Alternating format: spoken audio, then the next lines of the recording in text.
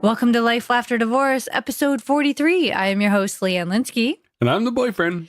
Yeah. While you're out there tuning in, make sure you rate, review, and subscribe. We love to hear from you. Of course, if you're driving, don't do that. Just keep your hands on the wheel.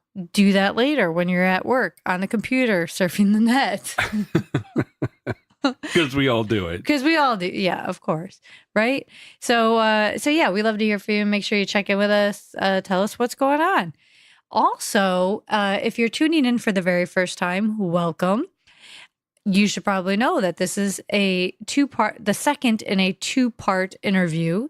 So the first part of this interview can be found on episode 42, which is right before this one, because that's how numbers work.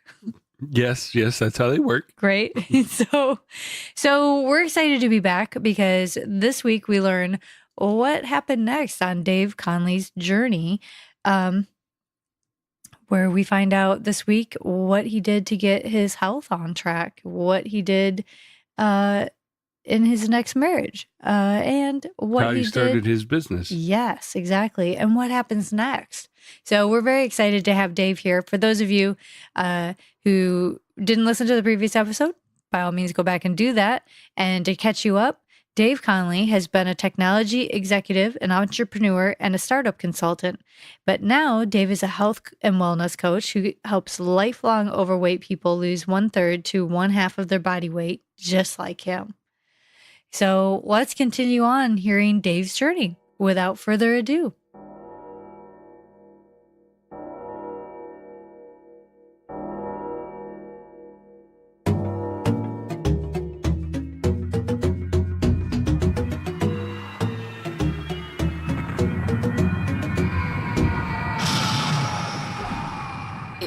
And what was that process like of coming through that grief? As obviously, as we mentioned, when you go through a divorce and you go through a grieving process, which is similar but very different in the sense that this was completely unexpected. Things were going really well in your marriage, right? So things are good. Now, it wasn't healthy, so that wasn't good. But I had a great marriage, right? And then everything had to change. And so now everything is changing. Your whole life is turned upside down. Now you're focusing on self-care and getting your health into a better place. What happens next? What about your relationships and your support system? What went on in your life then? That was, so you spent a lot of time with a therapist, and I joined a widower support group.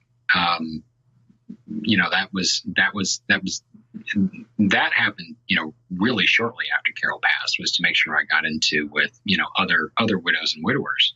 How did you find that? I'm curious, did someone suggest that to you, or is that something you knew about? I will tell you what, I think it was Google. Google causes a lot of problems, right? Yeah. Yes, it does. It helps too. So yeah, if you Google young widower or widow, it was a support group online. And you just get on to these, message boards, and you just pour your heart out, or, look for, other people. And you just, it's a community grieving process, of talking to people like you, other people who've lost, spouses in, young age, it's 40, 41, 40. Yeah. So yeah, and the widows and widowers, we fall into categories. Like there's the ones that lose their spouses suddenly, right? Like me. Mm-hmm. And then there are people who lose their spouses slowly, like through an illness. Right. And that's totally different. They grieve in a very different way because they also have a guilt that might be involved in it of thank God that part of this is over with, right? I don't have a sick spouse anymore where I'm plowing all of this energy into it. There were the folks that had kids, and how to help kids through the loss of a father or a mother. And then there were a group that had lost their spouses to suicide, and they were their own special group of dealing with a lot of different things, a lot of different emotions in there. So we tended to just kind of like, flock together and really kind of break off into our own little groups and really learn how to just not only talk about death and to talk about what our lives were and how crappy and wonderful and weird our lives were, because there were also people in there who had really gone through the process, right? People who were much further down. Right. And that's when there weren't a lot of guys who sought this out. I didn't realize this until later, but, I was probably, 1 to 10, there was mostly women in there. Really? Yeah. So yeah, if a guy is ever no, that's probably a terrible. That's a terrible idea. Terrible idea, Dave. Oh, terrible. No, be a widow. But I was in there and met other widows and widow. I was a widower and I met another widow and started dating inappropriately soon for both of us. She'd lost her husband a month before I lost Carol. Oh. But it turned out to be perfect. We really helped each other heal. We were able to really kind of talk the language of grief and how much our spouses, our dead spouses, were a part of our lives. I mean, that's a weird conversation to have with I'll call him a civilian. It's a weird conversation to have with someone who hasn't lost their spouse, which is like my late wife will always be a part of my life. And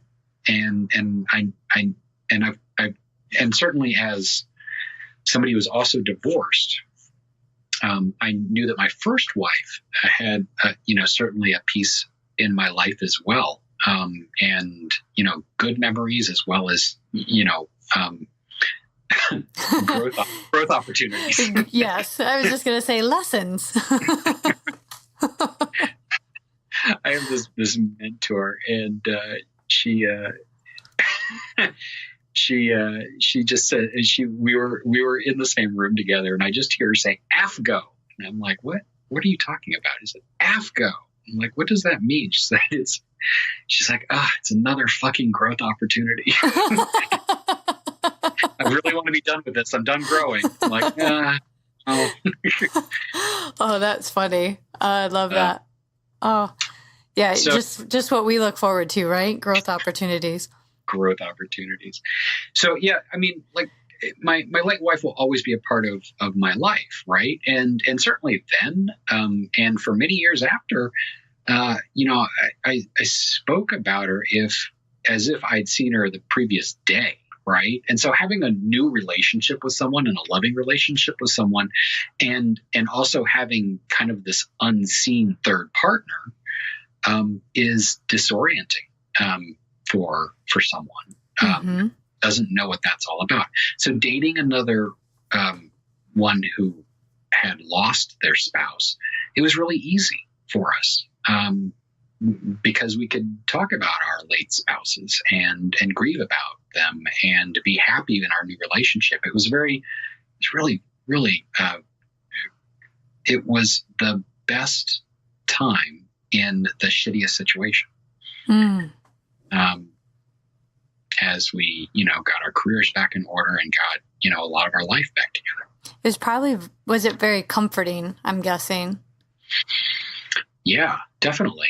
I mean, if you think about, just a new relationship, how exciting it is, all of the endorphins kicking off, all of the love things happening and all of the fun around it, you had that, right? Yep.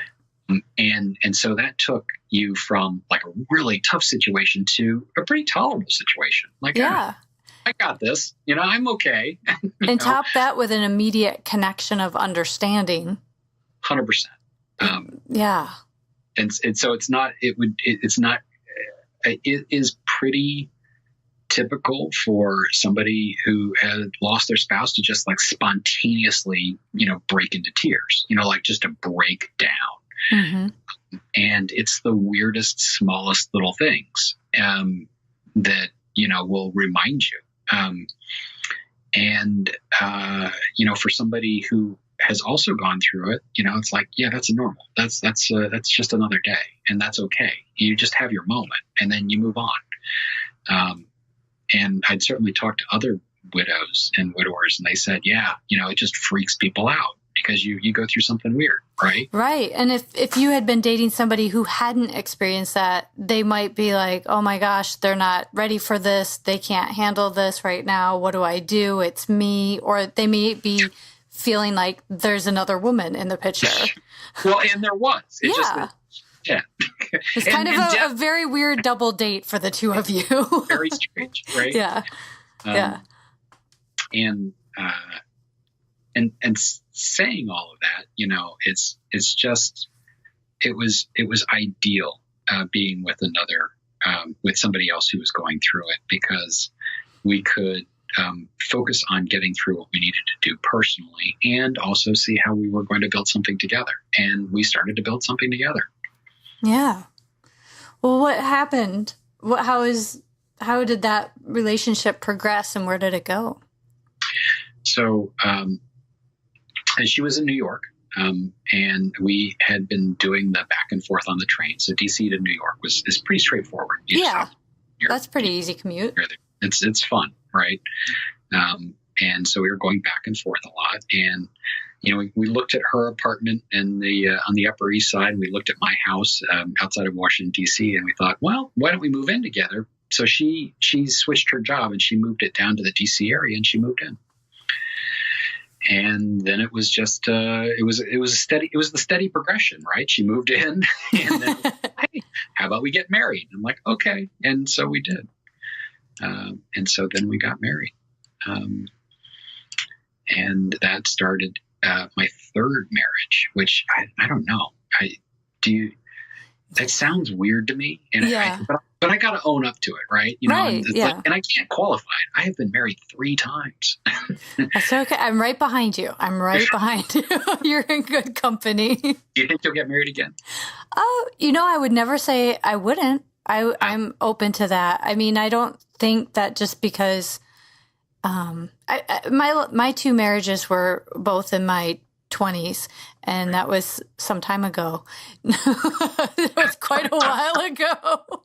And I don't want to, I'm completely open to it in whatever comes, because I feel I promised myself after my second marriage that I did not, and I still don't want this to make me a bitter woman, and lose hope. And I believe that, we're put on this earth to love and to be loved. And so whatever that encompasses in that relationship, I don't want to rule things out because something else didn't work out. That wouldn't be fair to myself or to somebody else. Brilliant. And I couldn't agree with you more. And the reason I couldn't agree with you more is that I really see that if I say, no, I'm not going to get married again, that suddenly closes the door on it. If I say, well, maybe, then suddenly I'm open to all the possibilities, right? Yeah, exactly. Because I don't know. I mean, if I could predict the future, my stock portfolio would be very different, and I would be playing the lotto every day. Oh my gosh. I have to check my numbers for this week. But it's true. It's true. I didn't want one experience to stunt my growth the rest of my life. Exactly. So, and no matter what age, I mean, things change. People can change. And I believe in this case, it would be me. So, you never know. And each experience, just listening to you on your journey so far, your first marriage is so different than your second marriage. Oh, and night and day. What led you into your third marriage was completely different circumstances. You and your third wife may never have connected ever had those other 2 not existed. I absolutely wouldn't have. We wouldn't have connected without our spouses dying. So we started a tremendous love affair and a marriage. And we did what we needed to do, which was heal. And it didn't last. Once we got through so much, and once we were married, I guess for 3 or 4 years. We were excellent roommates. Have you ever had a bad roommate? Yes. Right? Oh, are you kidding? I lived in New York City for years. Yeah. All right. So having an excellent roommate papers over a lot of stuff, right? We lived together really, really well. Yeah. And had a lot of love for each other. Have a lot of love for each other. Still have a tremendous amount of love for my third wife. And ultimately, we were only ever going to be really good roommates. And so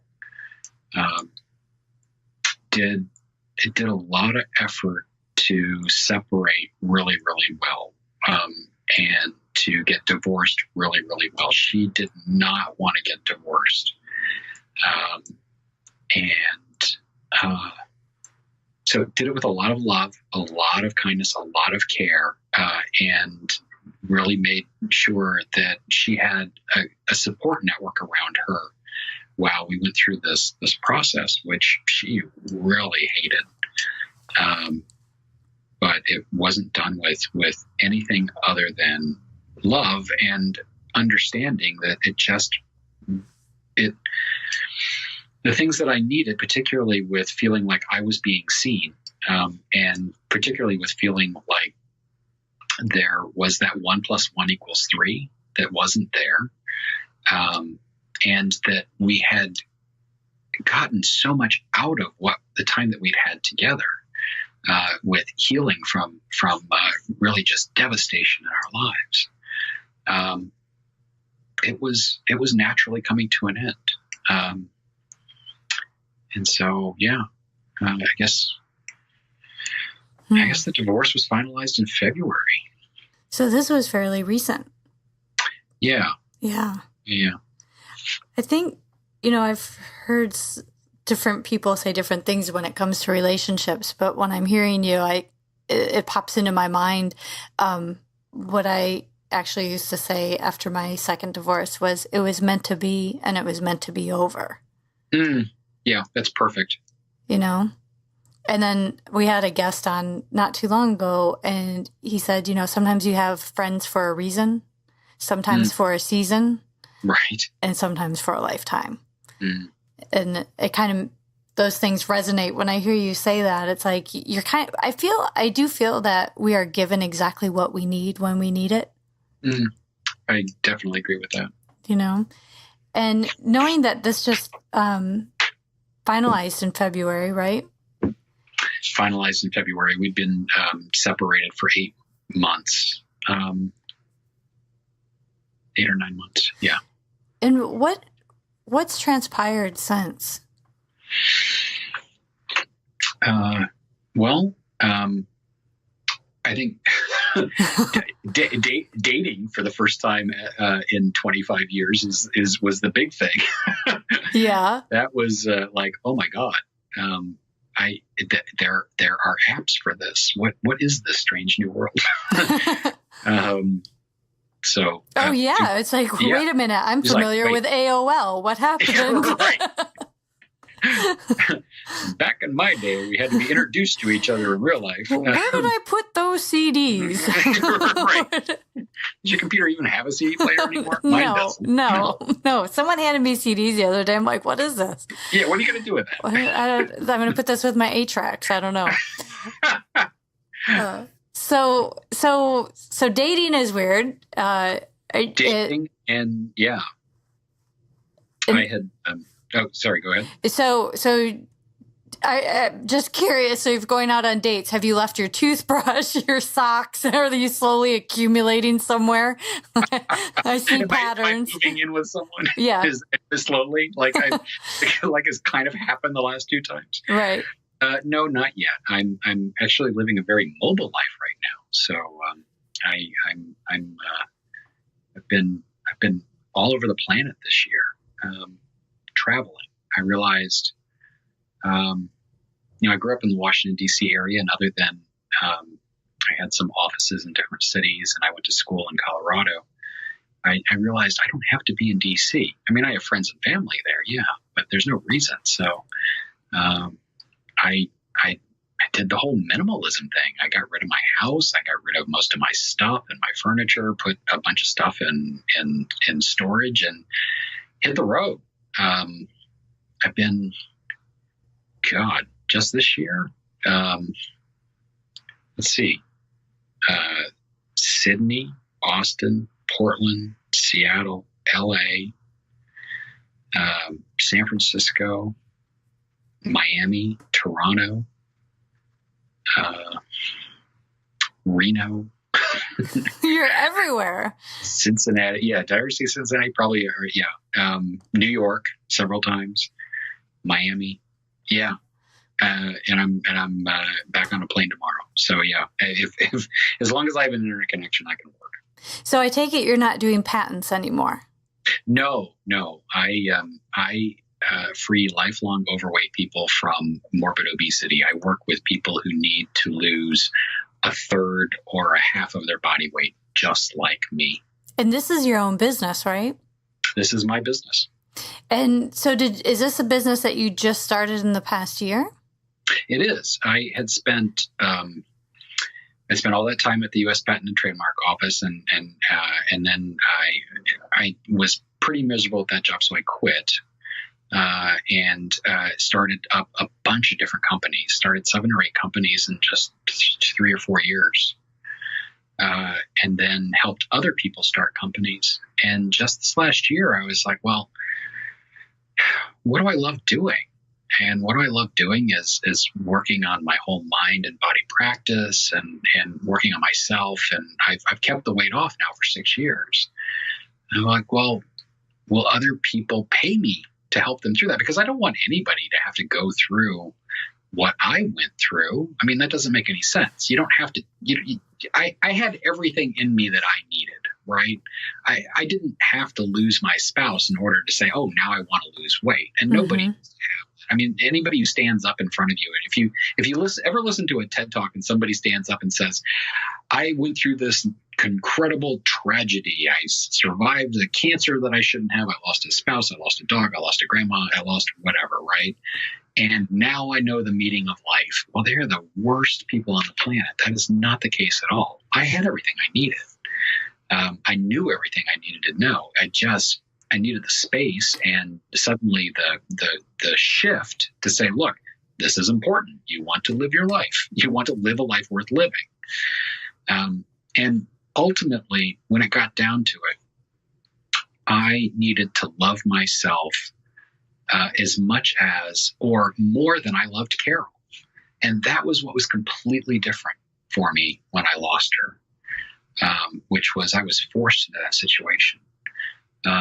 So learning to love myself was the beginning, and learning to love myself and doing these small steps like taking some water and taking some food and moving a little bit. That was really that radical self-care, that selfish care, selfish with the lowercase s. Yeah.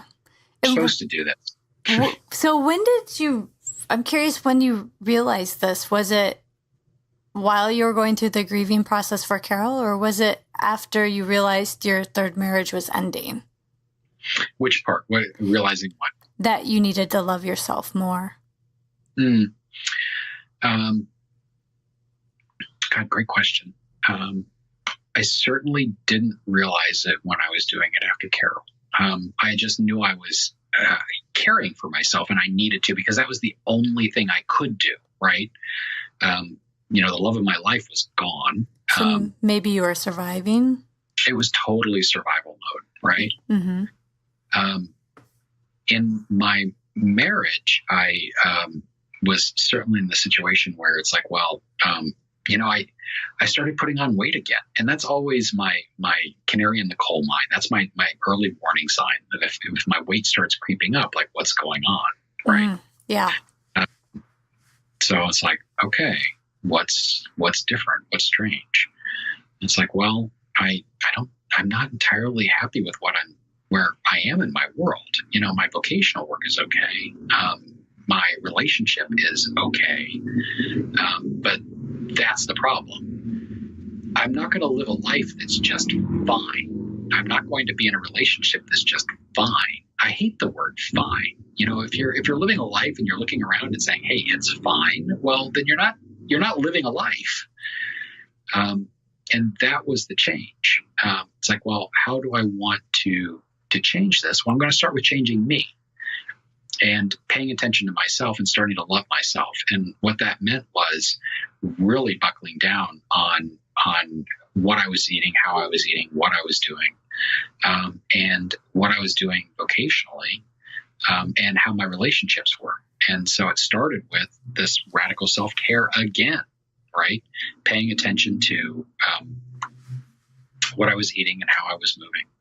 And essentially it got down to this, which is like, okay, I win the day if I eat right and exercise, right? And then everything else beyond that, my vocational work was just, cherry on top. And this was very flipped. This is a flipped way of thinking. I'm saying, well, I get up, I go to work, and I come back and I go to bed and I do it over again. This was, no, I get up, I drink a liter of water.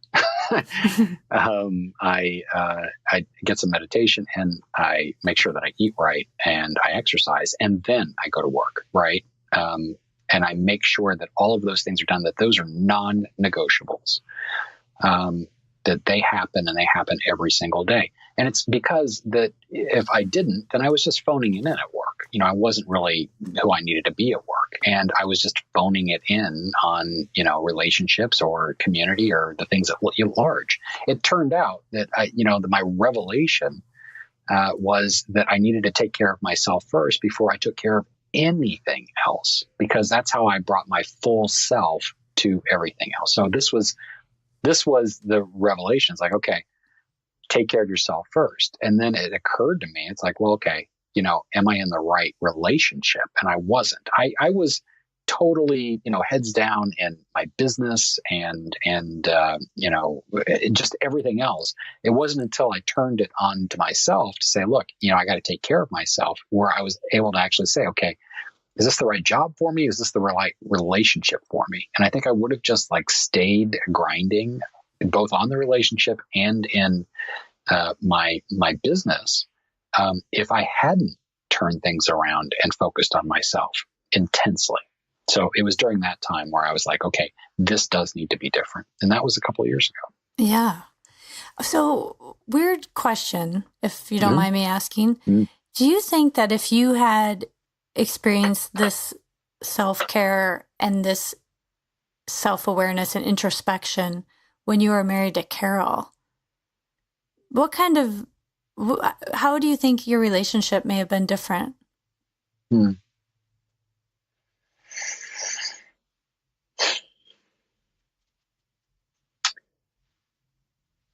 How might it have been different?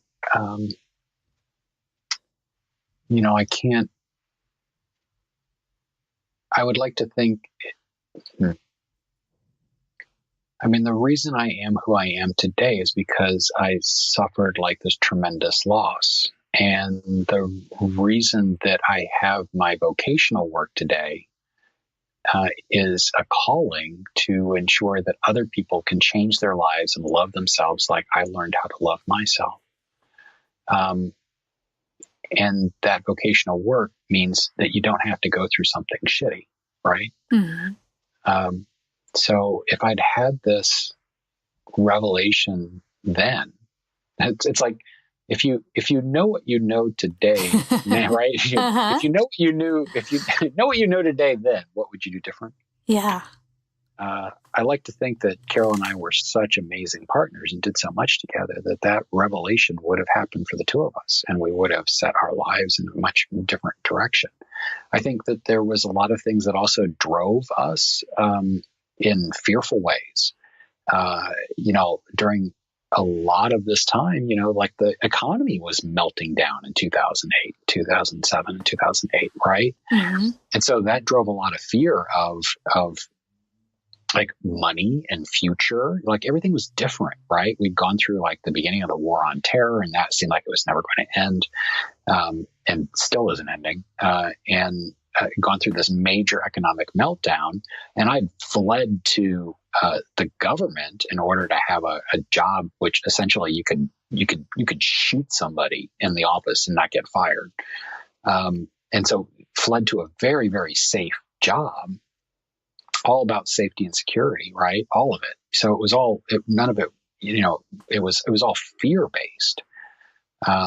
That wasn't our relationship. I mean, we were together and attached at the hip, right? We were, kind of, like two bodies, one mind, one person, right?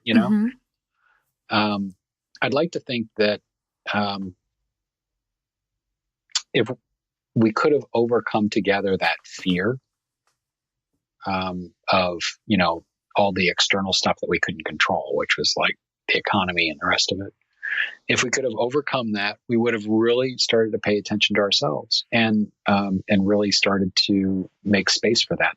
Often the people that I work with are people in their 40s and early 50s that suddenly their kids are teenagers or they're going off to college, and now they're looking around and they're saying, "Oh, now what? Now it's time for me, right? Now I'm in my 40s and 50s, and I've gained, in some cases, hundreds of pounds, right?" Yeah. And I talked to one person after another that said, "Look, I was taking care of my kids, because you're supposed to take care of your kids, right?" Mm-hmm. And I don't know, do you have kids? No, I don't. None that I know of. Well, me too. I don't have kids either. So I can't, speak all knowing, and the people who do have kids and do it well, yeah. God bless you guys. You guys do amazing work, tremendous work. Mm-hmm. And I also see people lose themselves so far in their kids that they forget everything about themselves, and they forget to take care of themselves in even the most basic ways. And I meet so many of these parents who now have, young adults that say, "I can't, I won't, I know." And it's a cage of their own making, because you can and you will, and you can do these things. And no child wants to see their parent sick or in an early grave or in a painful situation, because they are taking care of themselves. And you can bring so much more to your kids, to your vocation, to your community, to your relationships, if you just start with yourself. And that's not selfish with the capital S. That's the radical self-care and starting with that. Yeah. Yeah. So now with this business that you started, I mean, you've essentially started a brand new, not just a chapter in your life, but like a whole new book that you're writing, and you're going this different direction, and you're working with people that you can completely relate to in a level, because you've experienced all these things. And how are people, I guess, how did this happen? Like, did you just think like, I'm going to start doing this, or did it kind of happen organically where somebody else was experienced and you're like, I can help you? So a friend of mine, also Jonathan Fields, who does a podcast and has this whole organization that I love called the Good Life Project. He said to me, "Dave, you got to tell your story."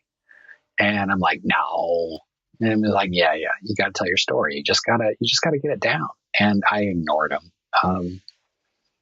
And 6 months would go by, and I'd talk to him again, and he said, "Dave, you got to tell your story." And I'm like, fine.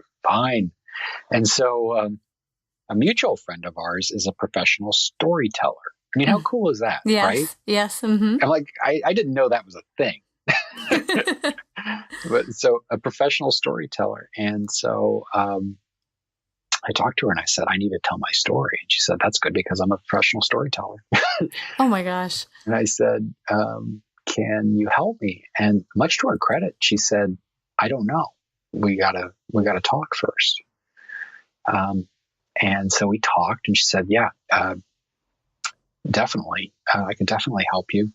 And so I flew to Toronto and started working out, did this long session with her.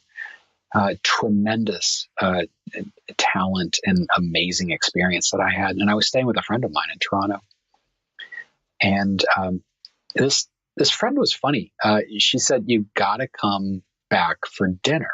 I'm like, okay, yeah, but I've just spent a lot of money to spend all day with this professional storyteller who's also a friend. Like, we're all in the same community. Yeah. We all know each other. So he's like, I spent all this money to spend the day with Marcia, to work on my stuff. And my other friend was like, no, you got to come for dinner. And I'm like, just to shut her up, I said, fine. I knew perfectly well that I was going to be disappointing her. But sure enough, about 5 o'clock, I was drained. It was like all day therapy, right? Because, it was all about Carol and the process and losing weight and all of it. So just going through that over and over again and really teasing out the story. And so I was wiped. And so 5 o'clock, I got into a lift and I went back to Karen's place. And there was a few people at the table, a third friend of ours, and then somebody I'd never met. And my two friends that I knew there, they actually had to leave. They had to leave for a business meeting that was late that evening. So that left me with the stranger at the table. We were just sitting there eating sushi, and I'm a social guy, so I was perfectly fine with all that, and I was having a good time. And she asked, what are you doing in Toronto? And I said, I'm working with a professional storyteller. And that is one of those sentences where somebody says, oh yeah, me too. No, nobody says that, right? It's like, tell me more, right? Yeah. And so I automatically just kicked into one of the stories we worked on. And one of the stories that we worked on was all about flying fat. And flying fat is... it's among the most difficult and grueling things for somebody who is very overweight to do. I mean, just you spend your life being invisible and wanting to not be seen, and you're thrust into a situation where, you're just even walking through the airport, you're just a wall of human, humanity, and with your bag and the rest of it, and you're struggling to keep your breath, and you're just, everybody's just behind you saying excuse me, and you're thinking, you're thinking it's about you, but in reality people just want to get to their plane, right? It's just it's an airport, but you think it's about you because you're struggling. And it was the whole process of just like getting in and getting to the plane, and you're hot, you're sweaty, and you pull out the seat buckle and you're praying, and that moment where it stops and it's not long enough. Oh, just that heat of shame just goes from the center of your chest all the way to the top of your head. And so you have to reach up and you have to hit the call for the flight attendant, and you just think that, she's just rolling her eyes. And she's like, another one, and it's like, I need a seatbelt extender. And then going through that process of just like feeling like you're an alien, right? You're a tremendous alien, that everybody else gets to like, work on their laptop or eat food or, read a magazine or whatever. You don't get to do any of that because you can't get the tray table down. In fact, you're holding yourself up because you don't want to spill into the seat next to you. So it's like you're hugging yourself, and you grab yourself from around your waist and you cross your legs, and you can't put anything underneath the seat in front of you because you have to actually stretch your legs out and try to make yourself as long as possible. And you're holding yourself, and, thank God if you have a short flight. If you have a long flight, if you have a cross country flight, forget it, because you're holding yourself for 5 hours and you get out of a plane and you're exhausted. When I used to fly for business, I would often fly in the day before because I'd get off of a plane and I'd go straight to bed. I mean, try and hold yourself for 10 minutes. Think about doing it for 5 hours. As I'm talking about this story, the person across from me is just tears are streaming down her face. She a senior. She's a CEO of a company in the area, and a very large woman. And I was just describing exactly what it is like for her to fly, and she flies all of the time. She's the CEO of a company. She flies all over the world, and I didn't even finish the story. And she says, "How do I work with you?" Really? And I said to her, I said, "I don't even have a program." I said, "Can I build it around you?" And she said, "Yes." And so that was how I landed my first paying client, is just simply telling my story and having it connect with somebody so intimately and so deeply. They're like, yes, I want to work with you. I am at a point in my life where I want to have what you have, which is I want control over my life. I feel out of control. I am out of control because I don't know what else to do. I've tried everything and I need help. Because so much of what we do, I mean, it's not lack of knowledge, right? Mm-hmm. You know, like being overweight all your life, you've tried everything, every diet, every scheme, every plan, every pill, every exercise. You know, it's you name it, we've tried it. You know, from Weight Watchers to Atkins to Pritikin to Whole30 to everything. We've tried it. We are incredibly knowledgeable. If you ever want to know about any diet or any exercise, ask a really overweight person, because we know. We're experts. It's so true. Yeah. And so it's not knowledge. It is fixing what's between the ears. And that's what it was for me too, right? I was thrust into a shitty situation. But for me, it was really getting that mindset right and changing habits, and looking not as a diet, because you diet and then you lose a little bit of weight and then you gain it all back and gain it more. It's really about changing the habits around what you eat, how you eat, and really deep diving into why you eat, how you eat. And it's like with anything, in a way of when we have to make a change like that that's significant in changing our lifestyle, whether it's with relationships or whether it's with our relationship with ourselves, I guess, in this case, whatever that change is that we have to make with ourselves. Doesn't it seem, it seems to me, it's like we think, oh yeah, I'm going to do this. And we don't really do the work until we have to. Right. Until we feel that we're in a place of, my choices are now limited. Mm-hmm. And absolutely. You know, yeah.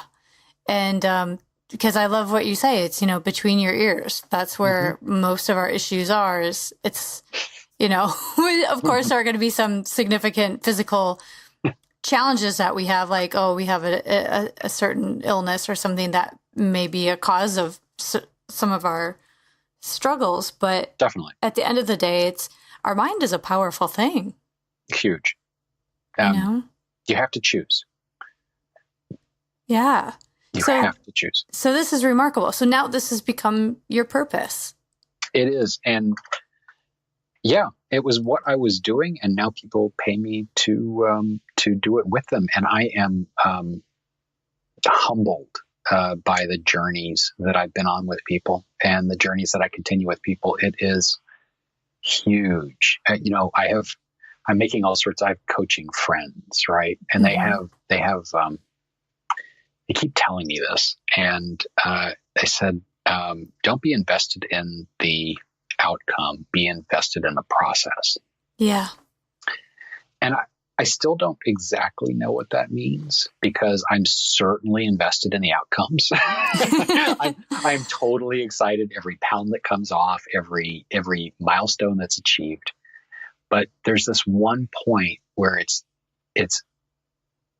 just it brings tears to my eyes every single time. And that is the point where food no longer has control over someone, where somebody has absolute control over food, that it's not your best friend anymore, that it's not the thing that is soothing you, that it is not the thing that is driving you, that it is not a thoughtless thing in your life anymore, that it isn't,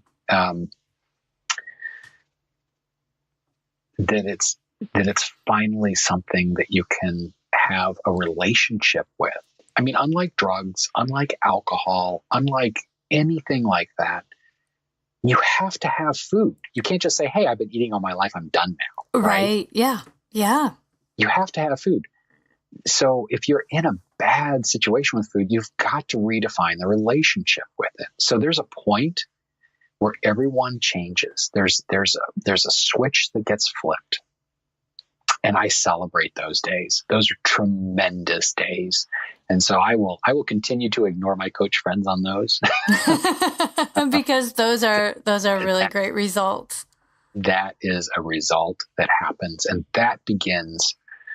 that's the moment where we suddenly go from, man, this is a pain in the ass trying to figure out how to do this, to, oh, now we have the real possibility of someone making a change and making a change for life, because this is how it has to roll now.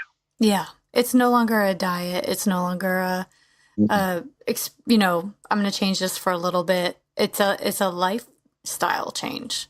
It's a lifestyle, which is fantastic. And I love hearing what you're doing. I mean, you've been through so many traumatic situations and so true heartache and grief. And from that, your whole life is transformed into helping others. It's weird to say that the best thing that ever happened to me was losing my wife. And that's absolutely true. I would certainly be dead by now. There's no chance I would have made it to this point. With as heavy as I was and as much as I was smoking and as miserable as I was, I wouldn't be here today. Yeah. It's a weird thing to say, but it's also I'm speaking my truth there, which is like, it was the best thing that ever happened to me. Yeah. And now I get to help other people. And if when you look at this change that you're making, who do you see yourself transforming? I mean, we see you transforming into this completely other person, right? Right. But like, where do you see yourself going from here? I'm really enjoying the journey right now, right? It goes back to my inability to predict the future, but also knowing that I'm pointed in a direction. So I'm not sure where next is. I mean, actually, I don't know where actually I'll be living next. Even I'm in San Francisco now, and San Francisco is a weird, funky, fun place. But I'm also thinking about maybe where's the next place in the world I might want to go. And thinking about where my business wants to actually lead me in a way. So what serves me and what's something that is going to make a difference, maybe for more people, or maybe I'm going to just do this for a while and just see what happens from here. I know that there is more to do, because so much of my world changed as soon as I started paying attention to myself. And that's what I'm helping people with, is that very first step of paying attention to yourself, paying attention to your body, and being able to actually take everything off the table that you used to be. You used to be the fat guy, or the guy who was always, you used to be the fat guy. And so now suddenly, if you're not the fat person anymore, you don't have that as an identifier. Where do you go from there? For me, it was changing my vocation and my major relationships. And then, once I kind of got those two rolling in a direction, then it's like, how do I want to show up in the community and how I want to show up in the world? So each point I experienced a moment of freedom. I'm now not bound by what I eat and, how I show up in the world anymore. I'm able to actually pay attention to that and then, figure out what my vocational work is. I'm pretty happy with where it is now. It's pointed in a really good direction. So I can certainly see, I started working with one client today about, okay, so what is it that you really want? Now that you kind of have this, it's been 8 months, 7 months.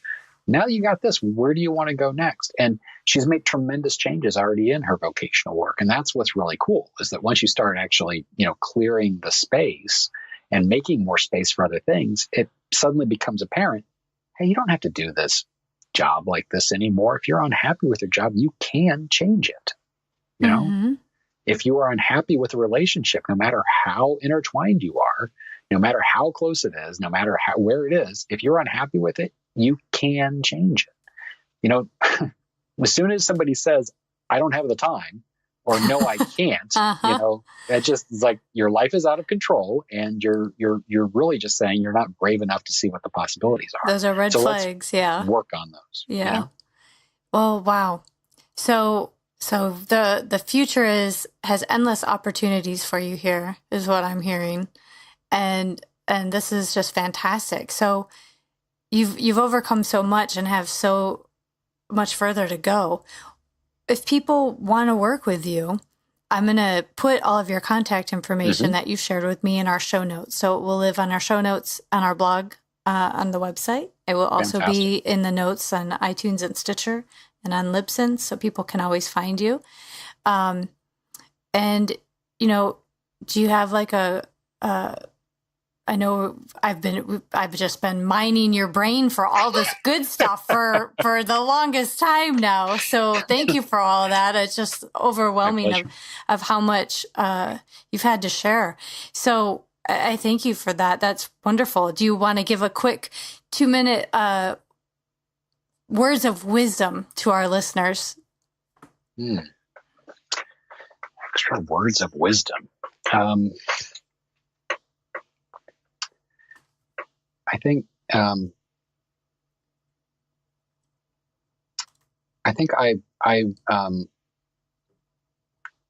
I've been where you are for the vast majority of people. I had kind of I had a job. I had a marriage. I lived in a cool location with a house and a dog and cats, and I lived what everybody says is the dream. And when it got down to it, I didn't know why I wasn't happy, why I wasn't thriving. Like, I always thought that there was something else out there. And then I had the extra issue of then suddenly being thrust into having to rebuild my life, and the piece that I realize now is that I'm in a constant state of reinventing my life, and we all are. There are always things that evolve us and change us, and it's up to you to decide how that happens. It's your responsibility. No one is going to take care of you when it gets down to it. It's up to you how you react to the world and how you are in this space. So if you are unhappy and you start with, no, I can't do that, or I shouldn't do that, or that doesn't make any sense, start thinking about why. What is it that you really, really want? And what will that do for you? And so for me, I had to reinvent myself, and that's just not the case now. I do reinvent myself. I change my job. I keep on hunting because I'm intensely curious, and I'm really, one of the things that really changed everything for me is that I knew that if so many of my decisions in life got really easy when I realized that if I was going to regret not doing something on my deathbed, or if I was going to regret something on my deathbed, I've got to stop it. I've got to make the change. So I was in an okay marriage. I was in a fine marriage, good roommate, loving, we made good money, on and on and on. There was no adversity. And when I looked at it and I thought to myself, on my deathbed, would I regret this marriage? I said yes. And that, it didn't make the process easy. It made the decision for me easy. The process sucked. As easy as I tried to make it for everyone, on myself and on my ex. But what started everything was wondering, what is future Dave on his deathbed going to say? And it was like, future Dave on his deathbed didn't want this life. Mm. Yeah. It's being completely open and honest with yourself. Mm-hmm. It's not the easiest thing to do. No. So I guess our challenge for our listeners this week. On that note, you guys, we want to know, how are you going to be honest with yourself? What change are you willing to make in your life? What are you willing to do to take care of yourself? Are you still there, Dave? I am. I'm thinking about what I'm going to be changing next. You made me think. Well, this has been fantastic. And I really appreciate you sharing your journey and your heartbreak and yet your successes with us. My pleasure. This was really wonderful. And, well, we look forward to hearing what's next. And thank you so much for the opportunity. It's been a real pleasure. Absolutely.